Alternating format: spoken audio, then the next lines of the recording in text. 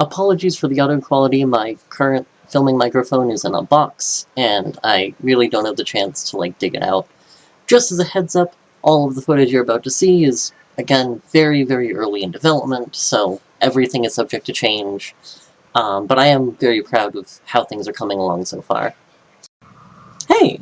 Welcome to Pill and Lava. I am today showing off my little video game that I've been working on called Field Test.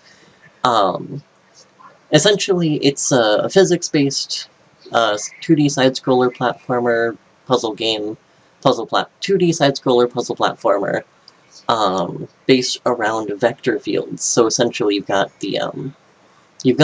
vector fields associated with physical fields like gravity and electromagnetism. This first level is demonstrating how you can have different strengths of gravity in the same level, because, again, it's all just a function of where you are in space, and also, as we'll see later, where you are in time. Very, classic kind of side-scroller puzzle platformer, bits and pieces like boxes and buttons. You push box onto button, opens a door.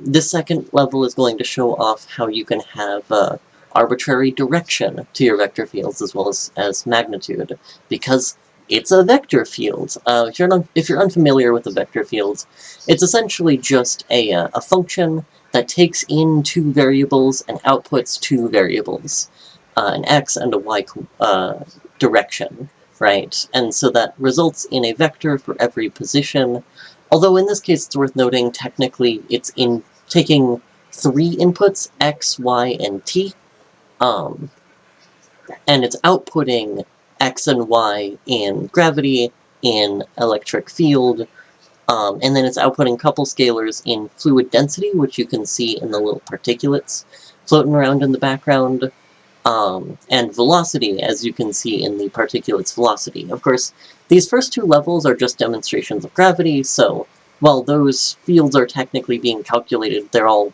effectively zero,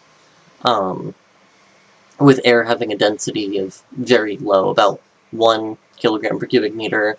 Water's 1,000 kilograms per cubic meter, so it's not going to have a huge effect, and the velocity is effectively zero. Actually, it is zero in these first two levels. This third level, I just decided, kind of impromptu, I wanted to show it off. I wanted to show how the particles represent the fluid, and especially the fluid's velocity. So what we'll see here is that the fluid in this little column is going to start moving, and that's in response to the vector field of fluid velocity changing. I'm also demonstrating how you can jump off of any surface, whether the floor or the ceiling. And the whole idea here is that the air is moving fast enough that it lifts you up off the ground.